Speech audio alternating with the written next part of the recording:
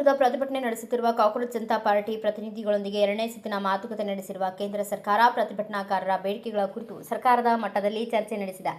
ಮತ್ತೆ ಸಭೆ ನಡೆಸುವುದಾಗಿ ಭರವಸೆ ನೀಡಿದೆ. ಕೇಂದ್ರ ಸಚಿವರ ಜೆಪಿ ನಡ್ಡಾ ಮತ್ತು ಜಿತೇಂದ್ರ ಸಿಂಗ್ ಅವರನ್ನು ಭೇಟಿ ಮಾಡಿದ ಸಿಜೆಪಿ ನಿಯೋಗ ಕೇಂದ್ರ ಶಿಕ್ಷಣ ಸಚಿವ ಸ್ಥಾನಕ್ಕೆ ಧರ್ಮೇಂದ್ರ ಪ್ರಧಾನ್ ರಾಜೀನಾಮೆಯನ್ನು ತಮ್ಮ ಬೇಡಿಕೆಯಲ್ಲಿ ಪುನರುಚ್ಚರಿಸಿದರು.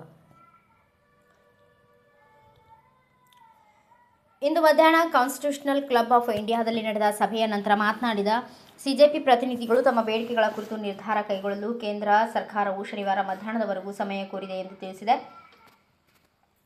ಪ್ರಶ್ನೆ ಪತ್ರಿಕೆ ಸೋರಿಕೆ ವಿರುದ್ಧ ಕಾನೂನು ಕಠಿಣಗೊಳಿಸಲು ಕೇಂದ್ರ ಸಂಪುಟ ಒಪ್ಪಿಗೆ ಸೂಚಿಸುವುದಕ್ಕೂ ಮೊದಲು ಈ ಮಾತುಕತೆ ನಡೆದಿದೆ. ಸಭೆಯಲ್ಲಿ ಸರ್ಕಾರದ ಪರವಾಗಿ ಕೇಂದ್ರ ಆರೋಗ್ಯ ಸಚಿವ ಜೆಪಿ ನಡ್ಡಾ ಮತ್ತು ಪ್ರಧಾನಮಂತ್ರಿಗಳ ಕಚೇರಿಯ ರಾಜ್ಯ ಸಚಿವ ಜಿತೇಂದ್ರ ಸಿಂಗ್ ಭಾಗವಹಿಸಿದ್ದರು. ಸಿಜೆಪಿ ಪರವಾಗಿ ಅದರ ರಾಷ್ಟ್ರೀಯ ವಕ್ತಾರರಾದ ಸೌರವ್ ದಾಸ್ ಮತ್ತು ಆಶುತೋಷ್ ರಂಖಾ ಪಾಲ್ಗೊಂಡಿದ್ದರು. ಸಭೆಯಲ್ಲಿ ನಡೆದ ಚರ್ಚೆಯ ಬಗ್ಗೆ ಎರಡು ಪಕ್ಷಗಳು ಮಾಹಿತಿ ಹಂಚಿಕೊಂಡಿವೆ. ಸಭೆಯಲ್ಲಿ ನೀಟ್ ಅಕ್ರಮದ ಹಿನ್ನೆಲೆಯಲ್ಲಿ ಪ್ರಾಣ ಕಳೆದುಕೊಂಡ ವಿದ್ಯಾರ್ಥಿಗಳ ಕುಟುಂಬಕ್ಕೆ 1 ಕೋಟಿ ರೂಪಾಯಿ ಪರಿಹಾರ ಮತ್ತು ಪ್ರತಿಭಟನಾ ನಿರತ ವಿದ್ಯಾರ್ಥಿಗಳ ಮೇಲೆ ಪ್ರಕರಣಗಳನ್ನು ಕೈಬಿಡುವ ಬೇಡಿಕೆಗಳ ಬಗ್ಗೆ ಕೇಂದ್ರ ಸರ್ಕಾರ ಸಕಾರಾತ್ಮಕವಾಗಿ ಸ್ಪಂದಿಸಿದೆ ಎನ್ನಲಾಗಿದೆ.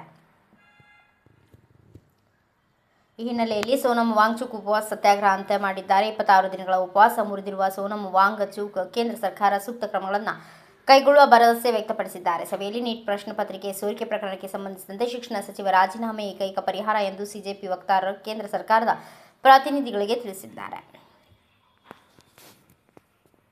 ನೀಟ್ ಅಕ್ರಮದ ಕುರಿತು ಪ್ರಧಾನಿ ಮೋದಿ ವಿಡಿಯೋ ಸಂದೇಶ ಬಿಡುಗಡೆ ಮಾಡಿದ ಬಳಿಕ ರಾಷ್ಟ್ರ ರಾಜಧಾನಿಯಲ್ಲಿ ಸಾಕಷ್ಟು ಬೆಳವಣಿಗೆಗಳು ನಡೆಯುತ್ತಿವೆ. ಈ ಪೈಕಿ ಕೇಂದ್ರ ಮತ್ತು ಸಿಜೆಪಿ ನಡುವಿನ ಸರಣಿ ಸಭೆಗಳು ಅತ್ಯಂತ ಪ್ರಮುಖವಾದವು. ಸದ್ಯ ನಾಳಿನ ಮತ್ತೊಂದು ಸುತ್ತಿನ ಸಭೆಯಲ್ಲಿ ಏನೆಲ್ಲ ನಿರ್ಧಾರಗಳು ಹೊರಬೀಳಲಿವೆ ಎಂಬುದನ್ನು ಕಾದು ನೋಡಬೇಕಿದೆ.